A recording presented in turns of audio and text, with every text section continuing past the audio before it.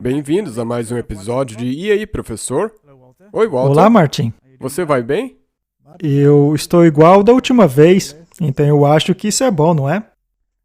Ok, eu espero que seja bem. Eu não me lembro de como você estava na vez passada. Bem, apesar de nada ser perfeito, eu vou bem como das outras vezes. Precisamos ser positivos. Exatamente, porque esse aqui é um lugar que não importa quão ruim o seu dia tenha sido, quando eu te perguntar como você vai, você tem que responder que vai bem. Bom, então está tudo perfeito. Vamos abrir com uma palavra de oração. Nosso Pai Celeste, mais uma vez nós estamos aqui, vamos conversar sobre assuntos importantes. Nós pedimos que Tu nos abençoe e ilumine nossas mentes e agradecemos por poder fazer isso. Em nome de Jesus, amém. Hoje continuaremos com as histórias. Vamos então deixar claro que histórias não podem ser mudadas.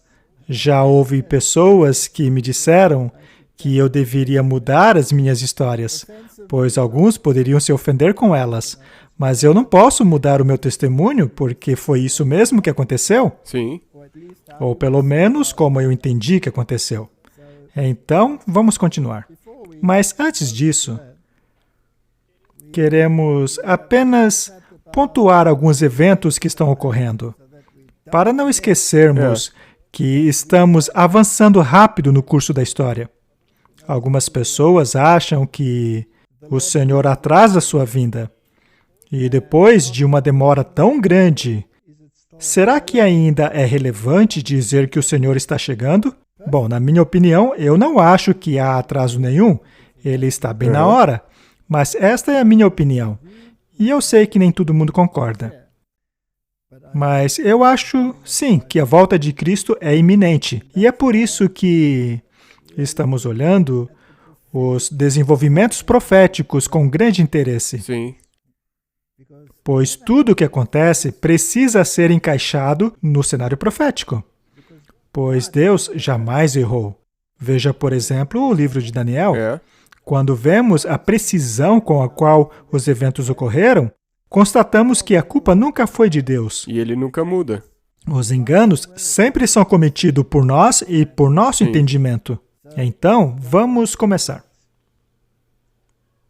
Nós estamos bem cientes de que a COP26 está para acontecer e que o ecumenismo e os sindicatos também terão grande papel nos eventos futuros. E como sabemos o que a profecia diz a respeito disso, vamos ver se nós estamos no caminho certo. Sim, se as coisas que estão acontecendo no mundo estão se alinhando com aquilo que a profecia diz. É isso mesmo, Martin. Como podemos ver, os Estados Unidos estão sempre no centro das atenções, não é? É onde tudo acontece. É mesmo? Se você quer ouvir algo, você pode ouvir da boca deles mesmo. Este aqui é um jornal jesuíta, é o Jesuit Review, notícia de 4 de outubro de 2021. Papa Francisco e 40 líderes religiosos chamam para a ação urgente do combate à mudança climática. As futuras gerações jamais nos perdoarão. Como sabemos, a Igreja e o Estado precisam ter uma voz só. Quando o Estado se unir à Igreja e passar a legislar para ela, está formado a imagem da besta. Um cumprimento da profecia bíblica. É isso mesmo. Em uma resposta sem precedentes à grande ameaça que acomete os povos de todo o mundo quanto à mudança climática, o Papa Francisco e mais 40 líderes religiosos, representando as maiores religiões do mundo, se uniram em um apelo para a ação urgente. Os líderes religiosos representam aproximadamente 84% dos povos do mundo que se identificam com alguma fé, representando as maiores denominações cristãs, os dois maiores braços do Islã, os sunitas e os xiitas, assim como o do judaísmo, o hinduísmo, o budismo, o confucionismo, o taoísmo, o zoroastrianismo e o jainismo.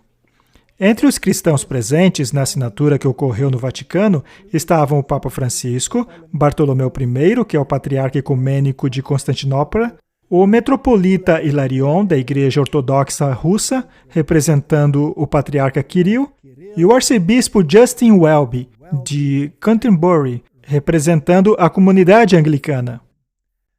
Entre os representantes muçulmanos estavam o grande imã de Al-Azhar, Ahmed Muhammad Al-Tayyab, do Egito, o Ayatollah Sayed Mustafa Mohaghegh Damad, da Academia de Ciências do Teherã, no Irã, enquanto que a comunidade judaica mundial estava representada pelo Rabi Noam Marantz, do Comitê Internacional Judaico de Consulta Interreligiosa, e o Rabi Daniel Schwartz, da Coalizão para Clima e Vida Judaico. Pelo que estamos vendo, as igrejas mudaram o seu foco evangélico, ou o seu zelo pelo evangelismo, para a agenda climática. É isso mesmo. Esse estágio virou um tipo de cola para o ecumenismo. Isso não tem nada a ver com o evangelho eterno. É apenas uma distração que foi apresentada. E eu acho interessante, Martin, que haja uma preparação tão cuidadosa. O primeiro passo era colocar todos esses líderes religiosos no mesmo barco e então ter uma cerimônia lá no Vaticano, na qual eles assinariam um documento juntos, documento este contendo suas intenções para a COP26. E como veremos, no dia 29 de outubro, o Papa Francisco visitará o John Biden, que é na própria véspera da abertura da COP26 lá em Glasgow.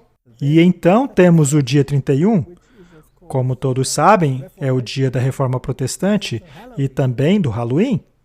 Segundo a tradição do Halloween, neste dia havia uma comunicação com este mundo e o mundo do além. A divisão que há entre este mundo e o mundo dos mortos é removida. É isto que reza a tradição do Halloween. Mas, enfim, haverá um encontro nesse dia e então começará o encontro do COP26. Vamos ver o que os noticiários estão dizendo a respeito desta reunião entre o Papa e os outros líderes. Líderes religiosos de todo o mundo lançaram um apelo conjunto para que os políticos internacionais concordem com um novo acordo global para combater a mudança climática. Líderes cristãos, budistas, muçulmanos e judeus estavam entre os presentes na reunião no Vaticano organizada pelo Papa. Por sua vez, os líderes religiosos assumiram o compromisso de educar e influenciar seus seguidores sobre as mudanças climáticas. Eles vieram de todo o planeta, líderes religiosos instando os políticos a salvá-lo. Cristãos e judeus, budistas e muçulmanos, taoístas e confucionistas, assinam um apelo conjunto aos líderes mundiais que se reúnem na COP26 em Glasgow para se comprometerem com emissões líquidas zero para limitar o aumento da temperatura em 1,5 graus para apoiar os países mais pobres. Um Papa que está focado na preocupação ambiental e um arcebispo com esta advertência. Nosso abuso, nossa guerra contra o clima afeta os mais pobres entre nós. Reconciliação com a criação, em obediência ao nosso Criador, proclama o amor de Deus. O mundo tem apenas o tempo suficiente para acertar isso. Em retorno, os signatários dizem que vão educar seus fiéis espalhando a mensagem de conscientização climática. O documento foi entregue a Alok Sharma, o presidente da COP26, para levá-lo à conferência no mês que vem, dizendo que os líderes religiosos são um recurso essencial. A mensagem deles foi muito clara. Este é um momento crítico para o mundo. E a mensagem foi uma da cabeça e do coração. Os cientistas nos dizendo que a mensagem da cabeça é muito clara. É que a humanidade está criando as mudanças climáticas e precisamos agir agora. E a mensagem do coração é sobre moralidade. O chamado é urgente. As mudanças climáticas provocadas pelo homem e os combustíveis fósseis geraram a década mais quente já registrada, com inundações, incêndios e ondas de calor. Esta pode ser a última chance de conter os danos. Religião e ciência nem sempre andam de mãos dadas. Os negadores da mudança climática às vezes são alimentados por conservadores religiosos, mas com pesquisas revelando que 84% das pessoas ao redor do mundo se identificam com uma fé, os líderes mundiais sabem que aqueles que se encontram aqui hoje têm uma chance de fazer com que seus seguidores mudem seu comportamento. Mark Lowen, BBC News, no Vaticano. Isso é interessante, não é? Temos que obedecer à cabeça, à razão, de acordo com eles. É isto o que o mundo científico está dizendo. Acontece que as grandes catástrofes do passado não foram causadas por mudanças climáticas, especialmente aquelas que ocorreram antes da Revolução Industrial. Eu ouvi que a Greta Thunberg culpou o Império Britânico pela Revolução Industrial. O curioso é que ela faz grande uso dos benefícios da Revolução Industrial. É muito curioso, não é? Também depende do tipo de ciência que você está seguindo. É a ciência popular ou é outra ciência? Tudo isso é interessante. Estas pessoas que compareceram lá representam 84% da população mundial. A pergunta é: eles realmente estão representando a verdade? Ou será que estão representando aquilo que é convenientemente entendido como verdade? É isso que tem sido apresentado na grande mídia o tempo inteiro. E no final das contas você não tem qualquer outra escolha senão acreditar nisso. Pois é, se você repete algo, vez após vez após vez, as pessoas acabam acreditando. É assim que funciona. E a Bíblia nos diz que quando eles estiverem em comum acordo, gritando todos paz, paz e segurança, é aí que vem a destruição repentina. Este é um cenário bastante profético que estamos vendo neste momento.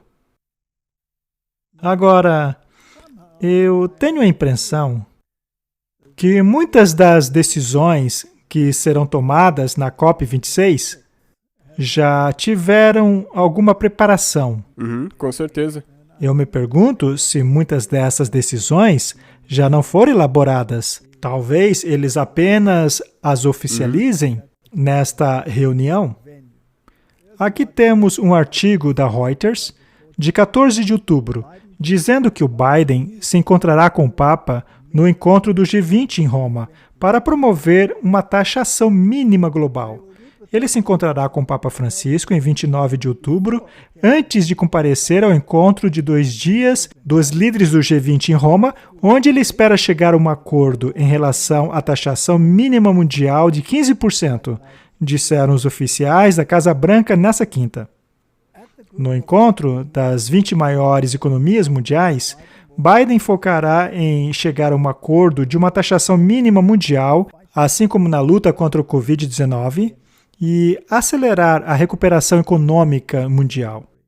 Veja como essa taxação mínima mundial, por causa da mudança climática, está ligada à questão da pandemia. Sim. Não é? As duas questões estão unidas. Na verdade, é interessante que toda essa questão do Covid deu um empurrão na agenda climática. É verdade. Uma questão impulsionou a outra. Outro dia mesmo eu li um artigo dizendo que a pandemia está aumentando por causa da questão climática.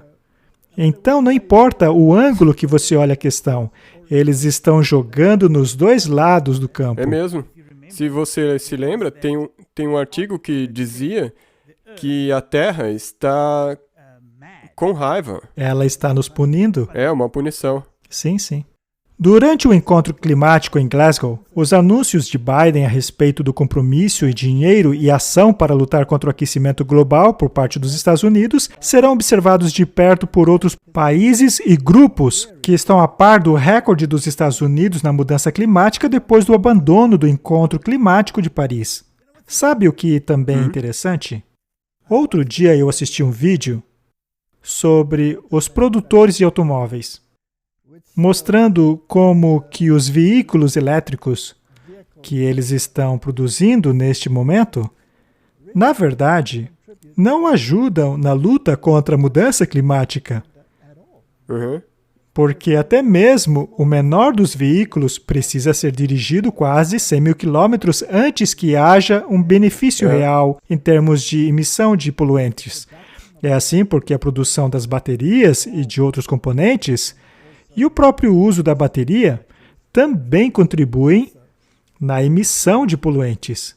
E se você tem um carro grande, como um movido a diesel, por exemplo, teria que ser dirigido por mais de 150 mil quilômetros antes que se tivesse qualquer diferença nesse sentido. Portanto, no fim das contas, se os carros continuassem exatamente como estão, a equação final continuaria a mesma. Muito disso aí não passa de moda para se atingir uma agenda específica. Temos que ver qual é a agenda por trás da agenda. Exatamente, porque a lógica, se você começar a aplicar de verdade a lógica em algumas dessas áreas, por exemplo, olha para a África. Como que você vai trazer veículos eletrificados para lá? Pois é. Tem muita lógica que está faltante. Então, por isso que você tem que perceber que existe toda uma agenda promovendo isso. E esta agenda, obviamente, quer a unificação mundial. Este é o primeiro objetivo. Eles querem colocar no mesmo trem os líderes políticos, os líderes da indústria e os líderes das religiões. E afinal, quem foi que separou as nações? Foi Deus. Foi Deus quem as separou. E a razão pela qual ele fez isso é para que continuássemos dependentes dele. E a mim parece interessante que o Papa já disse ou opinou que não podemos olhar para cima esperando por ajuda. Temos que resolver essa crise nós mesmos. Apenas essa declaração já é um abandono da fé. Eu acho que o Nimrod pensava do mesmo jeito. Eu também acho que foi assim que Nimrod se sentiu. Outro ponto importante a respeito de tudo isso é em relação ao papel dos sindicatos. Temos citações no Espírito de Profecia que nos dizem exatamente o que esperar dos sindicatos. Mas é claro, se eles têm um papel importante nesta agenda, eles têm que ser apresentados como os mocinhos e não os vilões. Houve um encontro muito interessante entre o John Biden e alguns líderes destes sindicatos. Vamos assistir. Acabamos de voltar da Sala Verde e o presidente estava falando com a presidente Schuller e Jocelyn, e ele disse, esta é a casa do trabalhador. E com que frequência você ouve isso? E eu quero dar as boas-vindas a todos aqui na Casa Branca. E eu realmente quero dizer isso. Essa é a casa de vocês. Não é uma hipérbole. É um fato. Essa é a casa de vocês. Eu não estaria aqui sem vocês. Isso, novamente, não é uma hipérbole. Na minha Casa Branca, vocês sempre serão bem-vindos. Vocês sempre serão bem-vindos. Os trabalhadores sempre serão bem-vindos. Sabe, vocês me ouviram dizer isso muitas vezes. Eu pretendo ser o presidente mais pró-sindicato, à frente da administração mais pró-sindicato na história dos Estados Unidos. Mas eu acho que uma das razões de eu poder fazer isso é que o público está mudando também. Vocês mudaram o público. Vocês o educaram muito. E todos os dias nos lembramos de que os Estados Unidos não foram construídos por Wall Street. Eles não são todos maus lá em Wall Street. Não estou sugerindo isso. Mas eles não construíram os Estados Unidos. Nosso país foi construído pela classe média. E os sindicatos construíram a classe média. Esta é uma declaração muito interessante. O presidente mais a favor dos sindicatos da história dos Estados Unidos da América. Sabendo disso, vamos ler uma declaração do Espírito de Profecia. Sindicatos, uma fonte de problemas para os adventistas. Os sindicatos serão uma das agências que trarão a essa terra um tempo de angústia como nunca houve desde o início do mundo. Alguns homens combinarão segurar todos os meios que se possa obter em certos ramos de negócio. Formar-se-ão sindicatos e os que se a eles se recusam a unir serão homens marcados. Que declaração interessante. Por causa dessas reuniões e confederações, logo será muito difícil nossas instituições levarem avante o seu trabalho nas cidades. Minha advertência é, conservai-vos fora das cidades, não edifiqueis sanatórios nas cidades. O tempo está chegando em que o poder controlador dos sindicatos será muito opressor. Eu acho bem interessante que hajam legislações ordenando que aqueles que não se adequam aos decretos do governo não podem trabalhar, Sim. comprar ou vender. E os sindicatos terão um grande papel nisso aí. Portanto, é uma agenda muito opressora. É. E é interessante que ela diz que aqueles que não se unirem a estes sindicatos serão homens marcados. Quando eu ainda trabalhava na universidade, eu era o líder do meu departamento.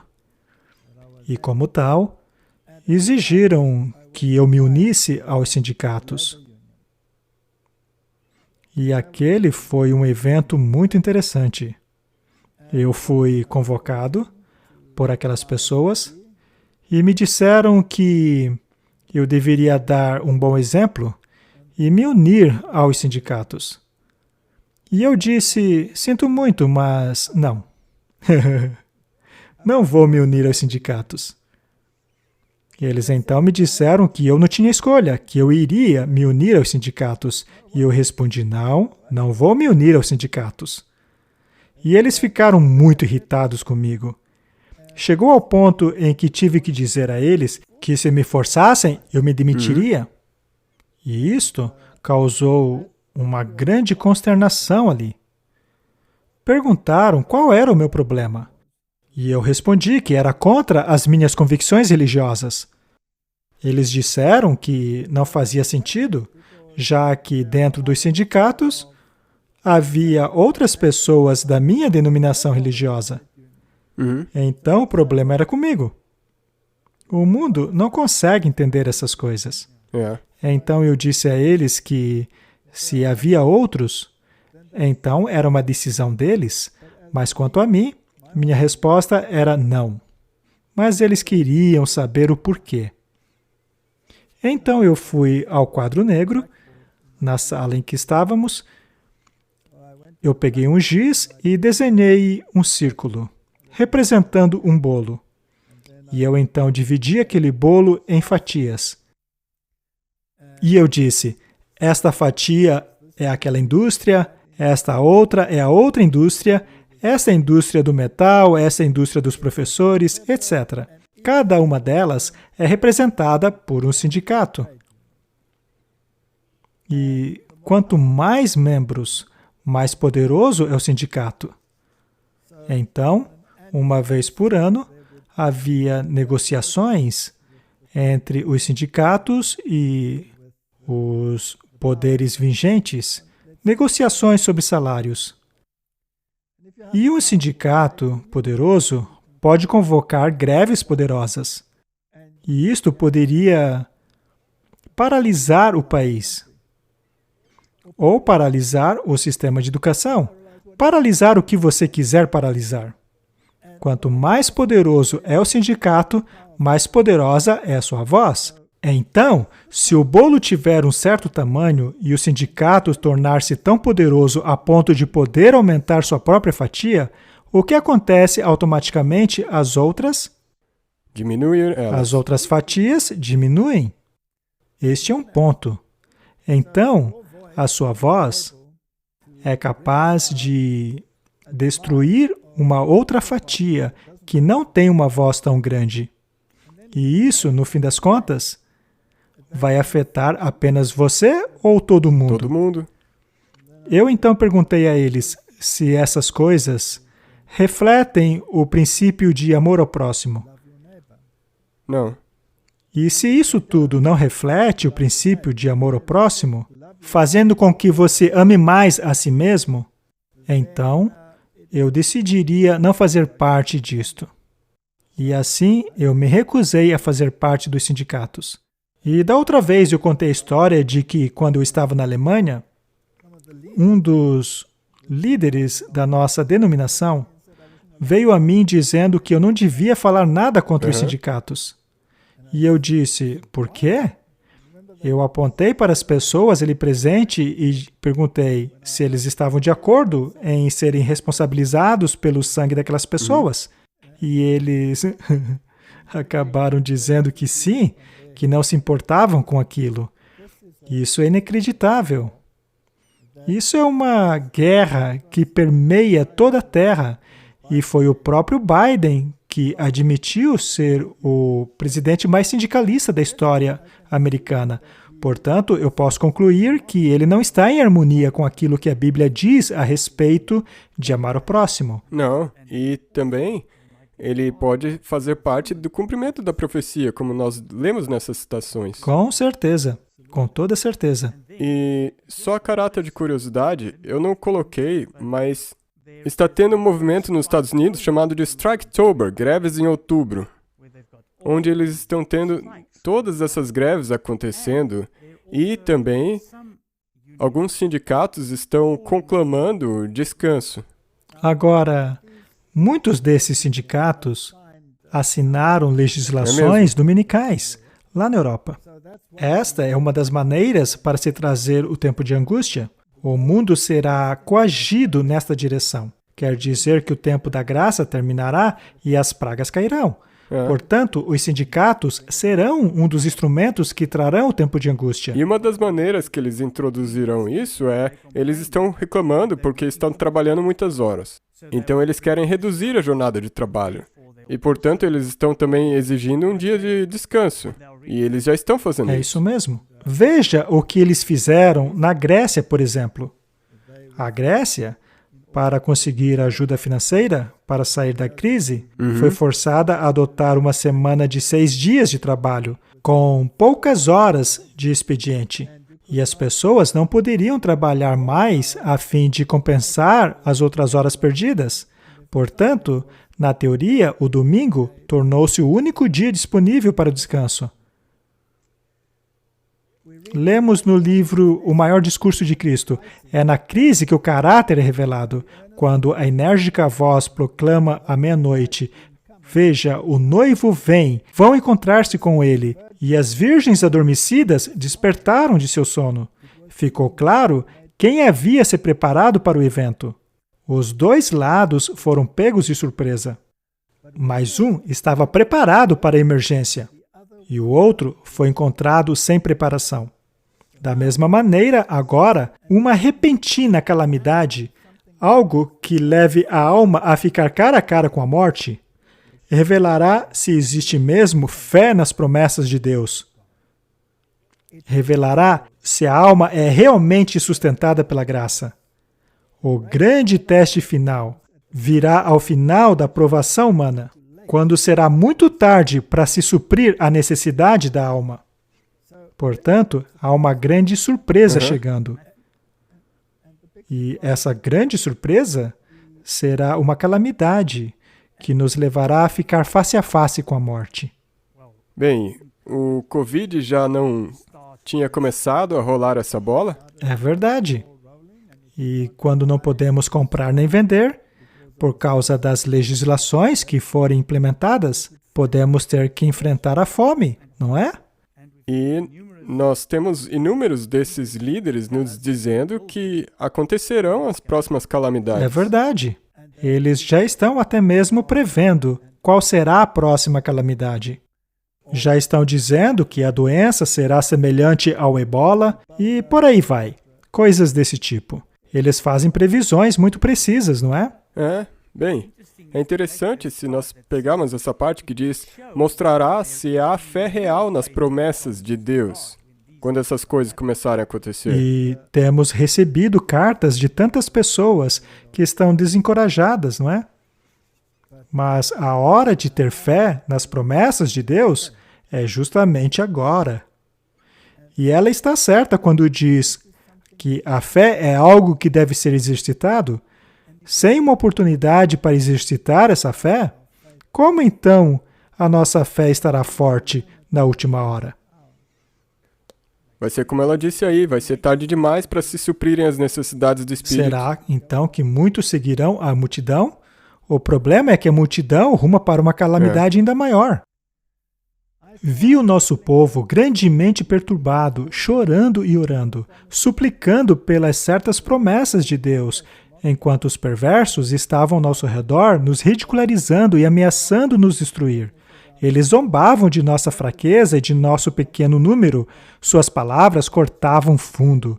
Eles nos culpavam por termos assumido posicionamento independente de todo o resto do mundo. Eles cortaram os nossos recursos, de maneira que não podíamos comprar e nem vender. E evidenciavam a nossa pobreza e difícil condição. Eles não entendiam como nós poderíamos viver sem o mundo. Ou nós aceitávamos os seus costumes, práticas e leis, ou seríamos expulsos dele. Se fôssemos mesmo o único povo do mundo favorecido por Deus, as aparências estavam terrivelmente contra nós. Você não sente que isto está mais perto do que pensamos? Com certeza. E ao eu olhar como nós queremos capitular, isso traz sinais de alerta. Se formos entrar em harmonia com o mundo, achando que o final não está próximo, poderemos facilmente cair em uma armadilha. Veja sob a ótica da profecia. Veja como as igrejas estão se unindo, assinando acordos climáticos, o que representa 84% da humanidade. Agora, junte isso aos governos do mundo estarem querendo formular um imposto universal. E todos discutirão medidas sobre como controlar tudo isso. Meu amigo, o mundo inteiro estará unido, todos em uma só voz. Isto é impressionante. Só que um pequeno grupo vai dizer, desculpa aí, mas não faremos parte disso. Eles serão zombados. Com certeza. Com certeza serão levantadas punições contra essas pessoas. Você provavelmente vai perder seu emprego. E finalmente será cortado de todo apoio humano. E vão zombar de você. Isso já não começou? Sim. Sim, já começou. Sim. E milhares e milhares estão na mesma situação. Muitas instituições já estabeleceram legislações proibindo certas pessoas de trabalharem nelas. Isso é inaceitável. Faremos parte disso? Não, nós temos que sair disso. Este é o ponto. Não podemos fazer parte disso. Veja, outra coisa é, aonde mesmo que todos esses líderes religiosos foram para assinar? Foram para o Vaticano. E o Papa Francisco tem uma encíclica adereçada à mudança climática. E a legislação do domingo está consagrada lá. Então você simplesmente tem que juntar as peças. Temos que unir as peças do quebra-cabeça. Assim estaremos preparados. Sabe, a grande verdade é que precisamos de vigias no muro de Sião. Bem, eu estava contando a minha história a respeito de coisas que aconteceram comigo. E vamos ser honestos, algumas coisas que acontecem, até mesmo dentro de nossa igreja, são desconcertantes, não só para mim, mas para muitas pessoas.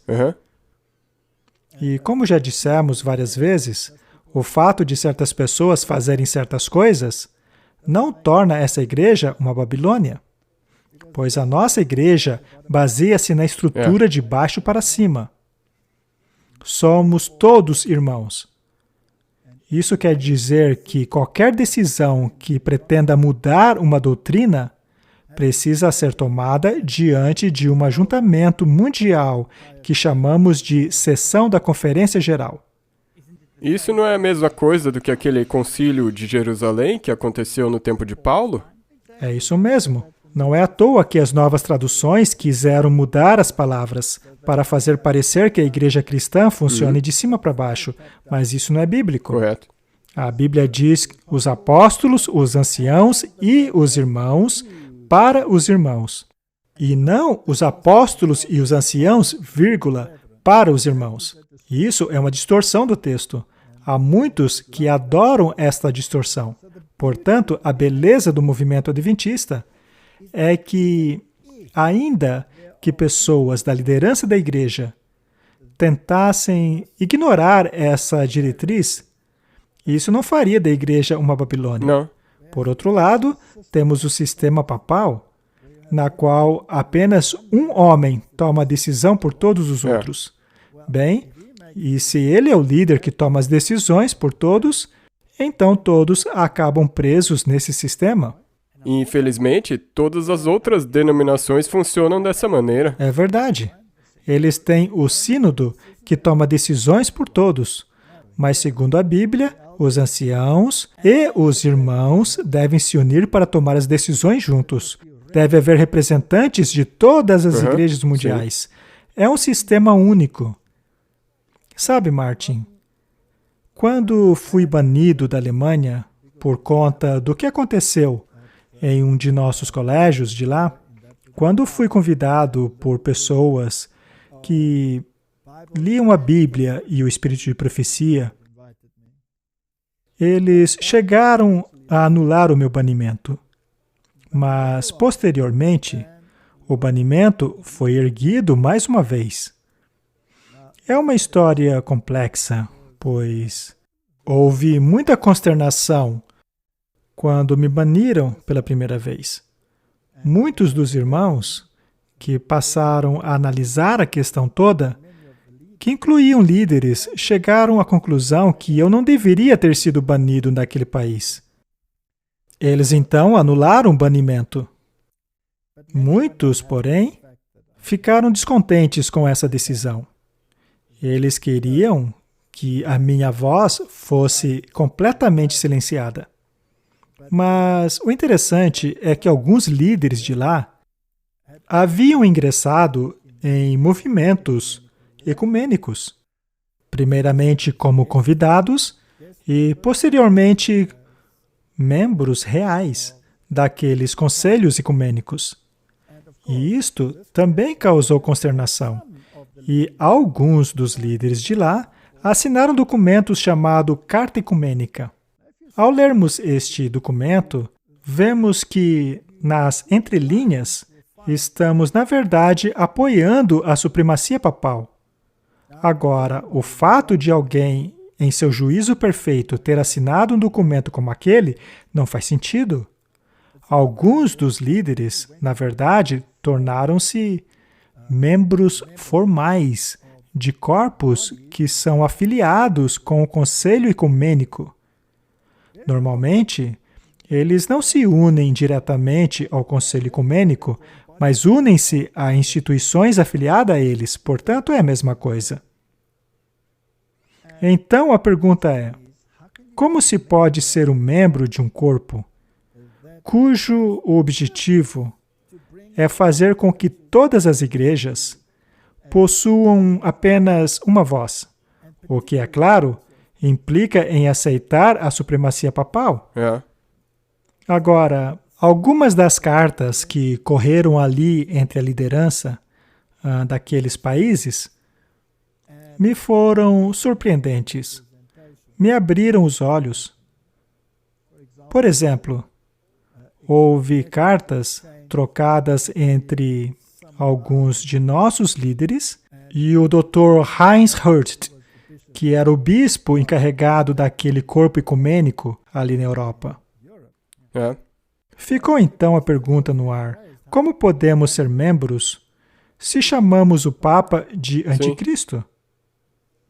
O interessante é que alguns de nossos líderes descreveram que isto não passava de uma ideologia do século XIX, um resquício da Reforma Protestante. Já outros de nossos líderes escreveram artigos dizendo que não podemos mais nos submeter a ideologias do século XIX. Afinal, Roma mudou. Mas o Espírito de Profecia diz que Roma não mudou. Nós fizemos uma série a respeito das doutrinas da serpente, aqui mesmo no E aí, Professor? Nós fizemos essa série para provar que Roma não mudou coisa nenhuma. Na verdade, a única coisa que ela mudou foi a sua aparência. É mesmo? É um camaleão. É um camaleão. Ela esconde as suas doutrinas debaixo desse exterior aceitável. Mas debaixo desse exterior aceitável está a doutrina da serpente. É mesmo? Portanto, é inacreditável que alguns desses líderes tiveram a coragem de dizer que representam a nossa igreja. Mas isto não é verdade. Eles representam a si mesmos. E isso aconteceu até mesmo com o conhecimento do alto escalão. Agora, alguns deles concordavam, mas outros não. Então, vamos deixar isso claro mais uma vez. Nós encontraremos em todos os níveis da igreja pessoas que são firmes aos princípios bíblicos e às exortações do espírito de profecia. Assim como também encontraremos o contrário. Pessoas que acham mais confortável seguirem o largo caminho da maioria. Bem, uma vez você disse que a igreja, ao menos na opinião dessas pessoas, não concorda mais com a ideia de que o Papa é o anticristo. E acontece que um líder que queira fazer parte dessa organização precisa manter os seus súditos calados. Por exemplo, uma pessoa como eu, que diz claramente que a besta de Apocalipse 13 é o sistema papal, não é bem-vindo. Portanto, qualquer precedente que possa ser encontrado na intenção de silenciar essa voz será utilizado. Correto. Pois é. Porque esse espinhozinho tem que ser removido. O espinho na carne precisa ser removido. Mas o fato de alguns líderes pensarem assim não significa que todos eles pensam. Certa vez eu palestrei na Alemanha e um dos assuntos sobre os quais falei foi a respeito do papel de Israel literal. Agora, por que isso é importante? É importante por causa dos dispensacionalistas, que acreditam que Israel literal desempenhará um papel importante nas profecias futuras. Mas a Bíblia deixa muito claro que aqueles que estão em Cristo são Israel de Deus. Então, em minha palestra, eu mostrei, por meio da Bíblia, que o verdadeiro Israel de Deus não é o Israel literal, aquele que existe hoje, mas sim o Israel espiritual, que consiste de todas as pessoas, todos os povos, o que inclui também os próprios judeus. Eu também mencionei que os judeus de hoje, aqueles que estão vivendo dentro do Estado de Israel agora mesmo, não são todos descendentes literais de Judá. Portanto, alguns querem literalizar e afirmar que eles são os descendentes diretos de Abraão. Acontece que, em sua maior parte, não é assim, já que muitos judeus são conversos oriundos de outros países. Então, neste caso, o dispensacionalismo não faz o menor sentido. Então, eu mencionei a questão dos casares, o que acabou irritando a muitos, que diziam que eu era antissemita. Mas o interessante é que apenas 10 dias depois, a revista alemã Der Spiegel, que é como a revista Times dos Estados Unidos, escreveu um artigo confirmando exatamente aquilo que eu havia dito. Mas aconteceu que alguns acabaram me acusando diante do Estado de antissemitismo. E isso foi um golpe muito baixo. E isso não foi tudo. Ainda houve outros tipos de retaliações. Eu só queria perguntar, essa é uma acusação muito séria na Alemanha, não é mesmo? Veja, se você é acusado de antissemitismo na Alemanha, o Estado alemão é obrigado, por lei, a investigar a questão. Então, fazer esse tipo de acusação é algo muito sério.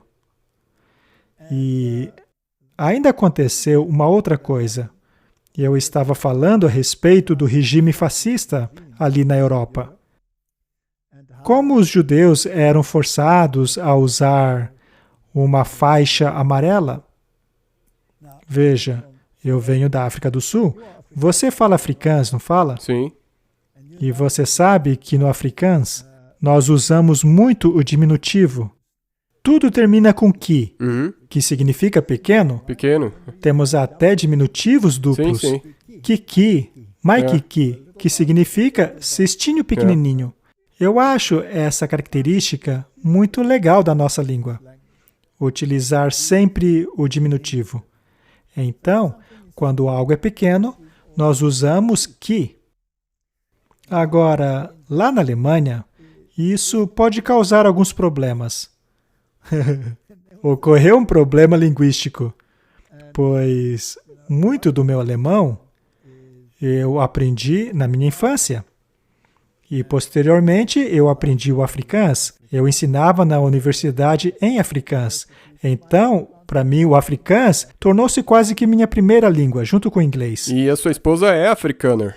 A minha esposa fala afrikaans, o que fez com que eu passasse a falar afrikaans em casa. Então, eu passei a me tornar cada vez mais familiarizado com essa língua. E acontece que há muitas semelhanças entre as línguas germânicas, como o holandês e o afrikaans, com o alemão.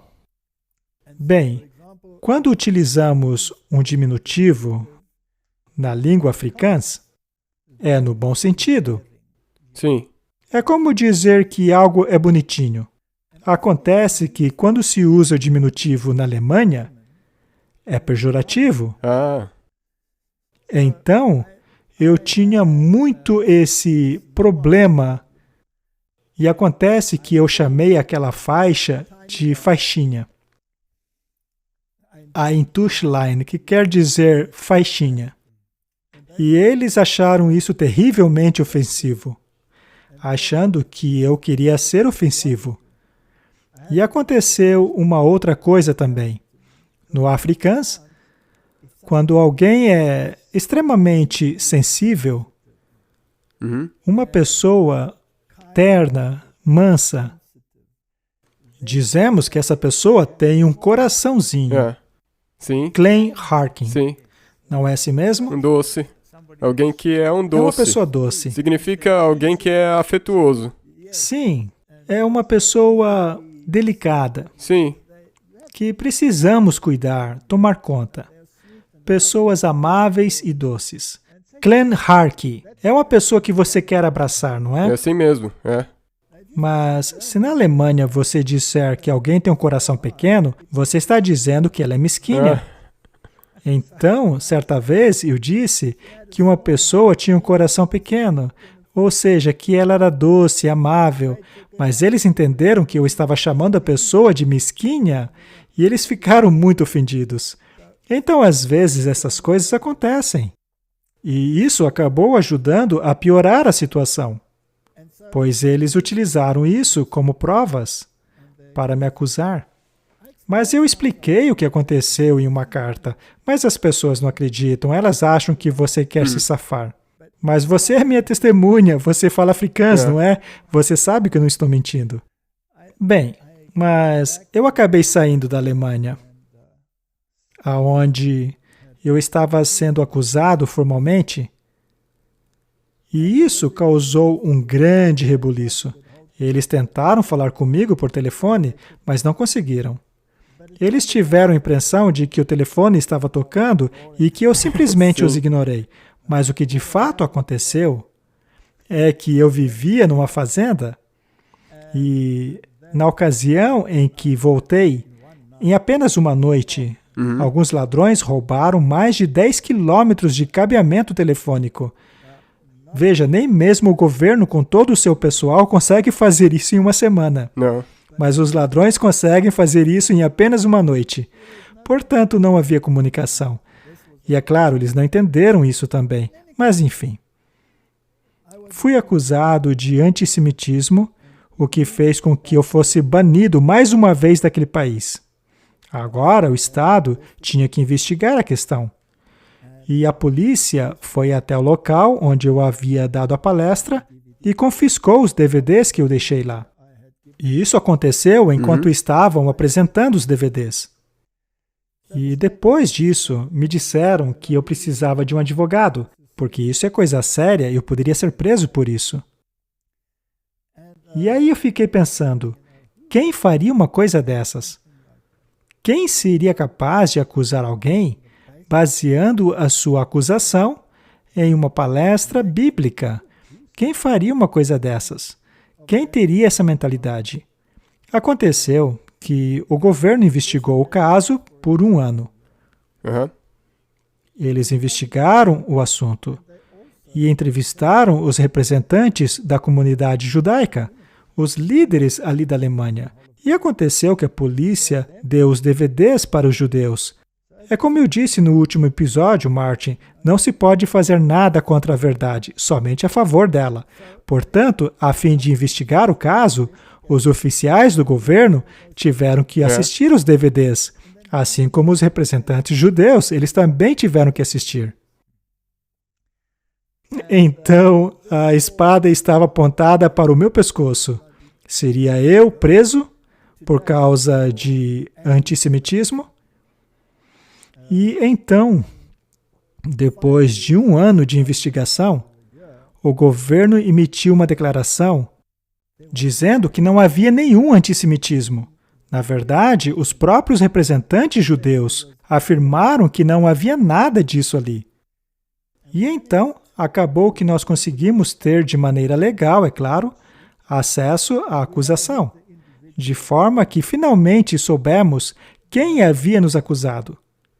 E o interessante é que esta pessoa é associada ou melhor, era associada naquela época a algumas publicadoras da igreja. E o interessante é que no Facebook dessa pessoa, vemos que ela frequenta retiros jesuítas.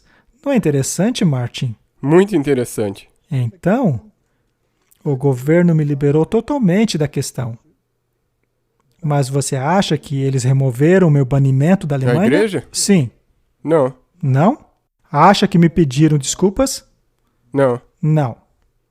Eles me causaram 1 ano inteiro de aflição. E não se desculparam. Agora, eu digo mais uma vez. Isso quer dizer que toda a liderança da igreja pensa assim? Não. Claro que não. Pois quando fui banido, muitos perceberam que isso havia sido armado para mim. Na verdade, foi uma mentira descarada. Pois, na questão do antissemitismo ou racismo, já ficou claro em muitos registros e ocasiões. Na verdade, a minha vida toda é um registro de que eu abomino todos esses preconceitos. Eu acredito que todos os homens foram criados à semelhança de Deus, o que não quer dizer que todos acreditemos na mesma coisa. Mas quando alguém passa a ver a verdade, eu fico muito feliz. E eu não discrimino a sua raça ou origem. Quando aceitamos a Cristo, somos todos irmãos e irmãs. E mesmo antes disso, somos amigos. Eles são o foco da nossa missão. É mesmo. Não é? Muito bem, voltando à questão. Quando eu fui banido, muitos países se manifestaram dizendo que isso era injusto, o que quer dizer que eles não me baniram, de forma que eu havia sido banido na Alemanha, mas não nos países vizinhos da Alemanha. Então eu ainda continuava pregando na região.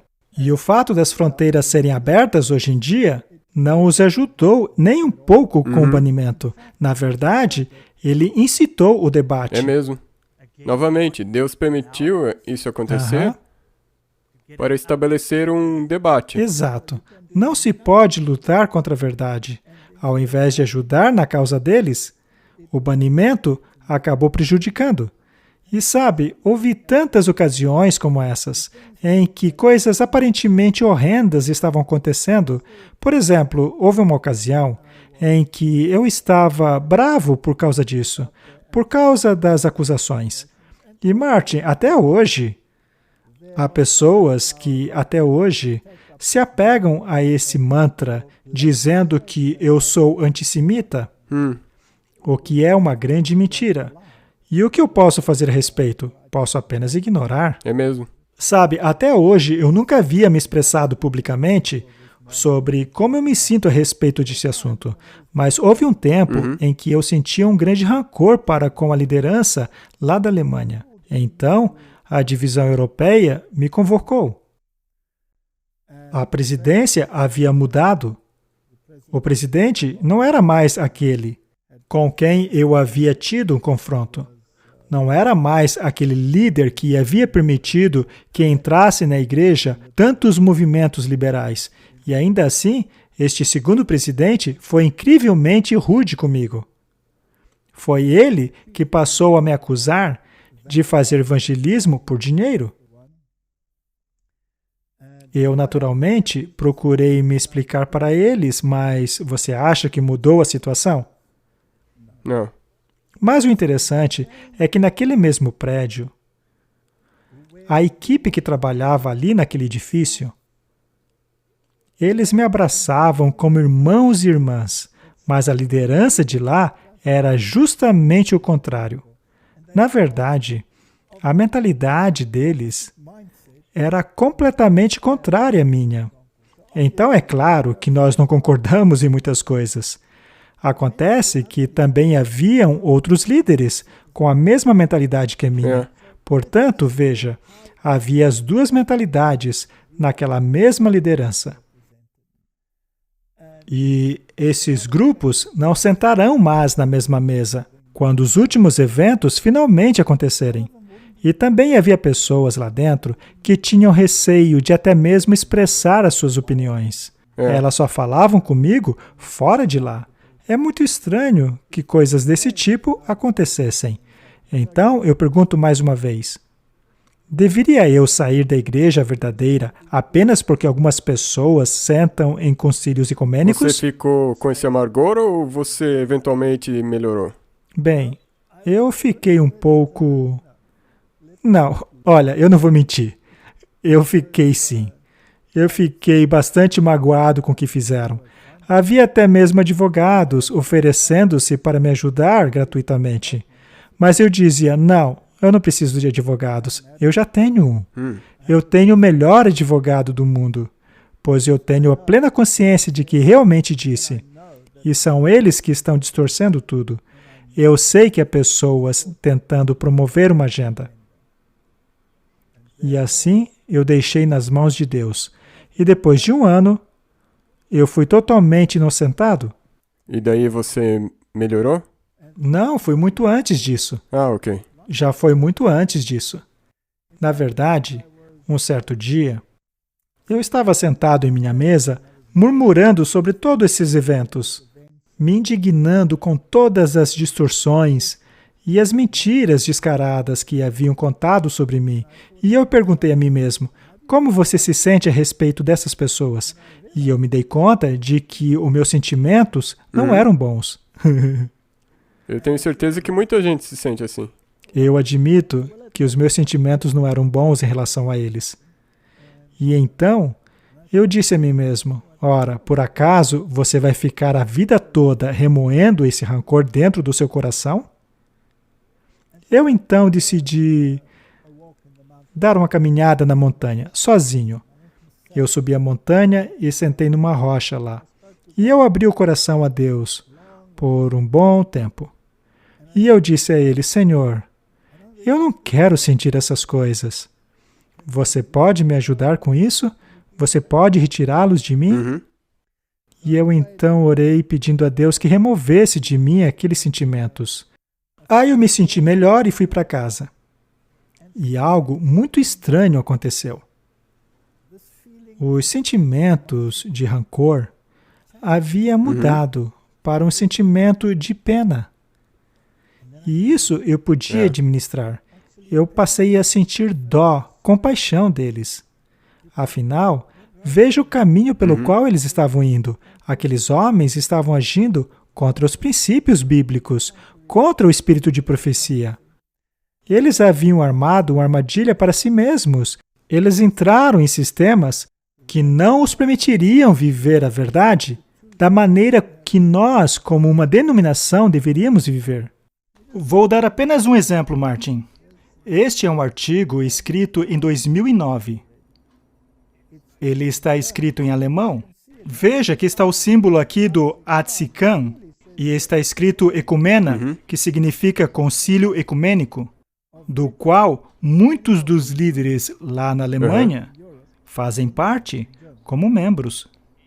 E o artigo diz que o presidente desta comissão alerta contra os fundamentalistas, dizendo que os fundamentalistas e o criacionismo, e aqui ele explica brevemente o que é.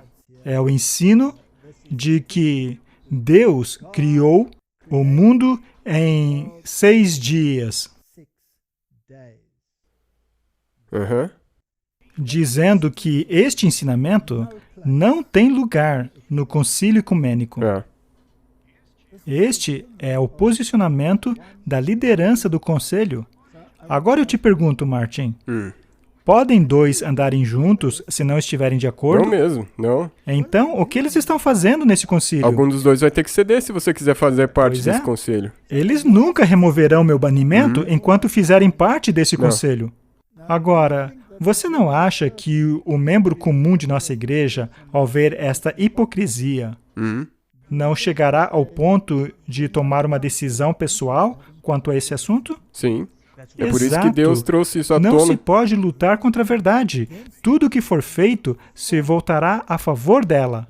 E como eu já disse, ao ser banido em um país, os outros países, que também possuem liderança da igreja, não me baniram. Na verdade, eles passaram a me convidar. Isso não criou tensão entre os 2 grupos? Com certeza. Com certeza. Certa vez eu estava em um país e me falavam da pressão que faziam sobre eles para se conformarem com a agenda liberal. Por exemplo, eles tinham festivais da juventude em que se faziam concertos musicais que mais se pareciam com um show de rock do que de uma igreja que representa a Bíblia e o espírito de profecia. Na verdade, em um daqueles concertos, organizado pelo alto escalão da liderança local, estavam apresentando até mesmo Michael Jackson. De verdade. Com direito a toda a coreografia típica dele. E um dos representantes de um outro país, um líder, teve uma longa conversa comigo, dizendo que o estavam pressionando para enviar os seus jovens para lá, mas ele se recusou. Ele disse que não submeteria os jovens de sua igreja a este tipo de ambiente. Eles então passaram a ameaçá-lo financeiramente. Mas sabe, Martin, quando se fica firme pela verdade, Deus honra esta decisão. Os portões dos céus se abrirão. Os ventos celestiais trarão bênçãos para você. Se você permanecer firme pela verdade, a verdade será exaltada. Amém. Mas não é apenas nas reuniões de jovens em que vemos estas coisas questionáveis. Até mesmo em outros níveis. Algumas coisas que vemos são inacreditáveis e nos levam a pensar que estamos, na verdade, no mundo, ao invés de em um ministério de Cristo. Me permita ler 2 citações. Elas foram retiradas do livro Educação. Há uma grande necessidade em se exaltar o padrão da justiça em nossas escolas, a instruir segundo o comando divino. Caso Cristo entrasse em nossas instituições de ensino para a juventude, ele as purificaria como purificou o templo, banindo muitas coisas que têm corrompido a sua influência. Muitos dos livros que os jovens estudam seriam banidos e substituídos por outros que inculcariam o conhecimento substancial, repletos de sentimentos que podem ser entesourados no coração, de preceitos que podem governar a conduta. Deveriam os sentimentos dos descrentes, as expressões de homens dissolutos, serem considerados como dignos da atenção de nossos estudantes, apenas porque foram produzidos por homens considerados pelo mundo como grandes pensadores? Deveria haver um concerto do Michael Jackson dentro da Igreja de Deus? Deveriam homens que professam crer em Deus retirar desses autores não santificados suas expressões e sentimentos? Entesourá-los como joias preciosas a serem guardadas juntos aos tesouros da mente? Deus nos livre disso. Este aqui é do Conselho aos Pais e Estudantes. Tem havido um tipo de ajuntamento social em tal lugar de um caráter completamente diferente. Festas de prazer têm sido uma desgraça para as nossas instituições e igrejas. Elas encorajam o orgulho da moda, o orgulho da aparência, da autogratificação, de folias e bobagens. Satanás é entretido e honrado como convidado, tomando possessão daqueles que patrocinam esses encontros. A visão de um desses grupos me foi apresentada, onde se reuniam aqueles que professavam crer na verdade. Uns se assentavam diante de um instrumento musical e as músicas executadas por ele faziam os anjos chorar. Havia folia, gargalhadas vulgares, com entusiasmo exagerado e um certo tipo de inspiração. A alegria era tal como somente Satanás é capaz de criar. Todo aquele que ama a Deus se envergonhará deste tipo de entusiasmo e paixão. Martin, se você for contrário a esse tipo de sentimento, você arrumará problemas com uma grande parte da igreja. Sim. Mas será que eu devo sair dela porque existe conflito nesta área? Não. E a coisa que pode te animar é você perceber que isso já aconteceu há mais de 100 anos atrás também. É verdade. Então, há muitas coisas que podem ser distorcidas. E por que essas pessoas querem tanto fazer parte de conselhos ecumênicos? Ora, é porque elas querem dar a impressão de que fazem parte das coisas que acontecem nestes círculos. E muitas das doutrinas também serão manipuladas. Por exemplo, o anticristo já não é mais quem era antes. Este é apenas um pensamento ultrapassado do século XIX e deve ser deixado de lado. As coisas mudaram. Também existe a preocupação de melhorar o nosso relacionamento com outras igrejas. E já que é tão difícil fazer com que toda a nossa igreja mude, é melhor apenas dizer que nós somos um mosaico da verdade. Então, Martin, todos esses pensamentos estão ocorrendo dentro da igreja. Acontece que esses pensamentos não são a posição oficial da igreja. A posição oficial da igreja é a Bíblia e o espírito de profecia. E o interessante é que os pontos aonde enfraquecemos acabam tornando-se a mira aonde o inimigo introduzirá essas coisas, não é? É mesmo? Você mencionou antes que nós não deveríamos ficar com medo de ser excluídos do sistema financeiro ou qualquer coisa como isso, porque Deus sempre proverá. Muito bem, vamos repetir. Não se pode fazer nada contra a verdade, mas somente a favor dela. Quando Deus quer exaltar a verdade, Ele abre as portas, Ele acha um jeito. Você pode até ser banido em um lugar, mas ao mesmo tempo, um outro lugar abrirá as portas para você. Podem ser que parem de te convidar em um lugar e te passem a convidar em outro. Isso acaba gerando muita consternação. Mas quando Deus abre uma porta, precisamos entrar por ela. Porque às vezes, como você já mencionou antes, você recebe ameaças de que você será excluído financeiramente se você não aderir. É isso mesmo.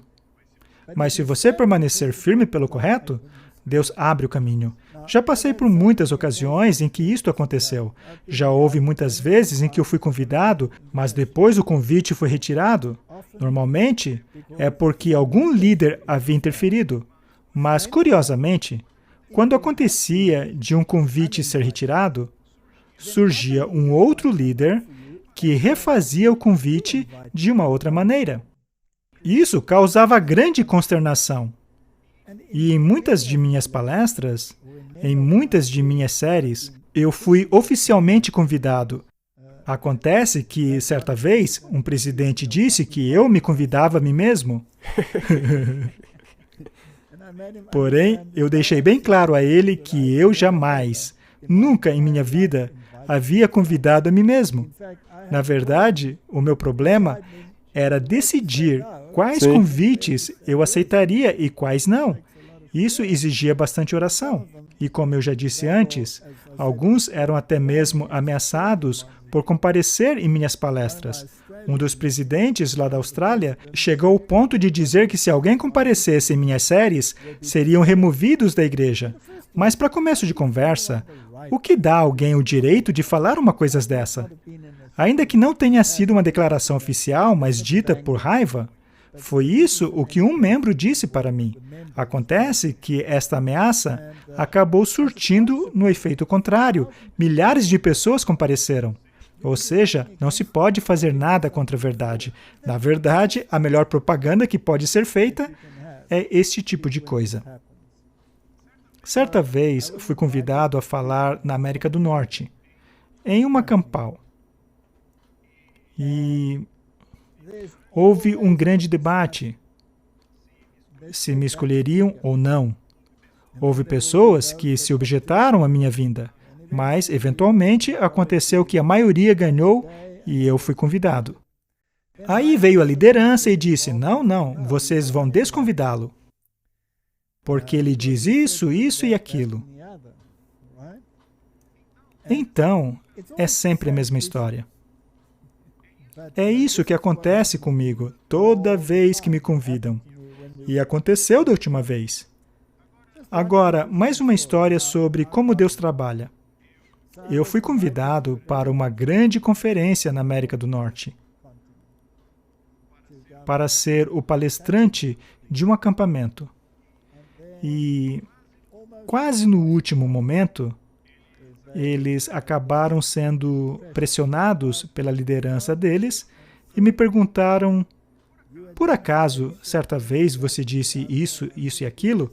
E eu disse que sim, porque tal coisa havia sido publicada pela imprensa. Eu apenas repliquei o que disse a imprensa.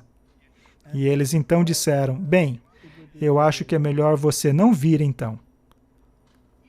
E então, uma outra conferência, na mesma região, me convidou. Então, nos dois casos, eu fui convidado por alguém da liderança. Eu falei em um lugar, mas não falei no outro. E o curioso é que muitas pessoas da outra região vieram me assistir. Então, no fim, acabou tendo mais gente na reunião. Apesar da primeira liderança ter me dito não, apareceu outra dizendo sim.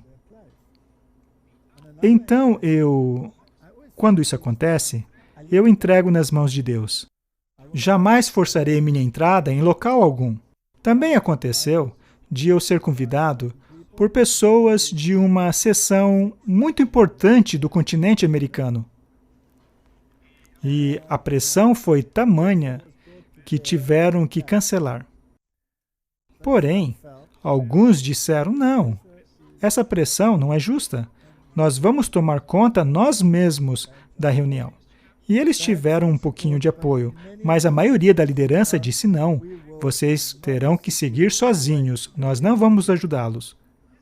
Esse grupo de pessoas não tinha muitos recursos, como fariam um acampamento por si mesmos, que comportassem centenas de pessoas. É um procedimento bastante complexo. Como fazer isso sem grandes recursos?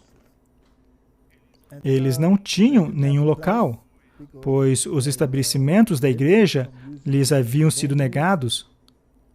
Então, eles finalmente se reuniram para orar e disseram, Senhor, como faremos isso? E um deles disse, sabe, eu tenho uma tenda.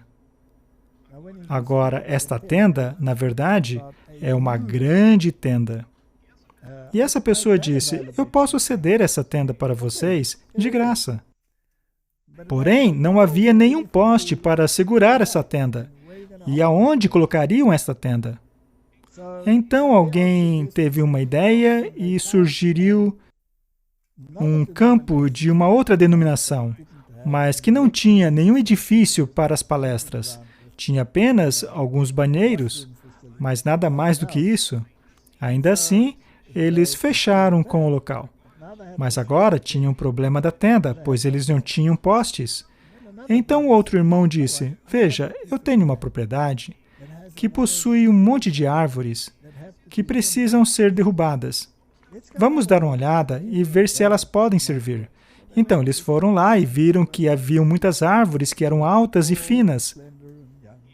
E cortaram todas as árvores que precisavam de graça. E, finalmente, conseguiram montar a tenda. Mas aí surgiu um outro problema. Eles não tinham cadeira nenhuma. Onde conseguir cadeiras? Eles tentaram alugar as cadeiras. Veja, isso aconteceu há muito tempo. Eu nem lembro os detalhes. Mas, se eu não me engano, o aluguel de cada cadeira custaria $3. Bem, se você quer 500 cadeiras, isso dá $1.500 por dia. Isso é muito dinheiro para pessoas que já estavam tendo dificuldade suficiente. Então, eles não puderam alugar as cadeiras. Eles estavam sem saída. Aí, de repente, veio uma ligação de um lugar qualquer, de alguém que havia ouvido falar do problema deles e queria oferecer cadeiras para comprarem. Cada cadeira custaria $1. Então lá foram eles com várias picapes, se perguntando como fariam para levar tantas cadeiras. E ao chegar, se surpreenderam ao ver que as cadeiras eram dobráveis. Elas cabiam. Então eles simplesmente levaram as cadeiras para as picapes e resolveram o problema das cadeiras.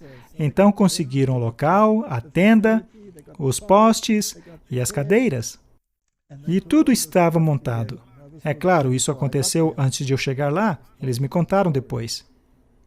E aconteceu que, no fim das contas, aquele foi o acampamento mais fantástico que você pode imaginar. Ele era tão simples, tão divino. Eles tinham atividades entre as palestras. A maneira como o fizeram foi muito interessante. Eles ofereceram cursos de sobrevivência, ofereceram cursos de marcenaria, coisas interessantes de natureza prática. Eles tomaram a Bíblia e o espírito de profecia e tentaram elaborar qual seria a maneira correta de fazer aquilo. E ao entrar naquele local, com aquelas pessoas que haviam seguido em frente sozinhas, que haviam dado passo de fé, que tiveram todas as suas necessidades supridas por Deus. Veja, aquilo não aconteceu por causa de suas riquezas, mas aconteceu apesar de sua pobreza. A interação fraternal que acontecia ali foi de um nível tal que eu raramente experimentei. Nós nos sentíamos um. Todos estavam em harmonia. Era como o céu. Porém, normalmente, quando há dinheiro sobrando, o lugar é legal, todas essas coisas, normalmente o que acaba acontecendo é um show. Mas ali, o Espírito de Deus estava trabalhando. Foi uma das experiências mais abençoadas que se podia ter. Portanto, apesar de toda a oposição, Deus sempre acaba levantando algo de bom. Eu não sei o que aconteceu com eles depois, mas eu tenho uma impressão que a partir daquele lugar surgirá um reavivamento na América do Norte. Pois, se começou ali, pode ser que termine ali. Portanto, Martin, não se pode fazer nada contra a verdade. Às vezes, você se encontra em uma situação difícil. Às vezes, você é maltratado. Porém, Deus sempre vira a mesa e faz algo de bom sair daquela situação. Não se desespere quando as coisas ficarem difíceis. Não fique obcecado o que um líder ou outro estão fazendo. Existem muitos líderes que farão exatamente o oposto deles. E sempre que surge o debate envolvendo a questão da verdade, pode ter certeza de que Deus está trabalhando ali. Ele está levando pessoas a estudar aquele assunto por si mesmos. E já teve muita gente que me disse, como você ousa dizer um negócio desses? E pouco tempo depois me disseram, o que você disse realmente está escrito. Agora faz sentido para mim. Então, não se desespere. Afinal, nós mesmos cometemos erros. Nós não somos igual ao Papa. Nós erramos, nós somos falíveis. De vez em quando, a gente faz alguma coisa errada. Todo mundo passa por isso. Mas, se houver o desejo sincero de seguir a verdade descrita na Bíblia e no Espírito de Profecia, pela minha própria experiência, eu digo, se está ali, então confie. É isso mesmo. Como a gente disse no episódio passado, em algum lugar eu disse, eu acho que foi aquela música que você mencionou. Se a Bíblia diz, eu acredito. E é isso aí. É isso aí. Vamos orar. Querido Pai, esta é a Tua igreja. Este é o crisol, em que é desenvolvido o nosso caráter. Se tudo fosse tranquilo e suave, como desenvolveríamos o nosso caráter? É como um casamento. Você precisa lutar contra os seus próprios defeitos de caráter. Devemos permitir que Deus nos transforme para melhor refletir o teu caráter. Ajuda-nos a sermos construtores, não destruidores. Em nome de Jesus, amém. Obrigado por assistir esse vídeo. Para se inscrever, clique aqui. Clique no sininho abaixo para receber notificações. Para assistir o próximo vídeo, clique aqui. Muito obrigado.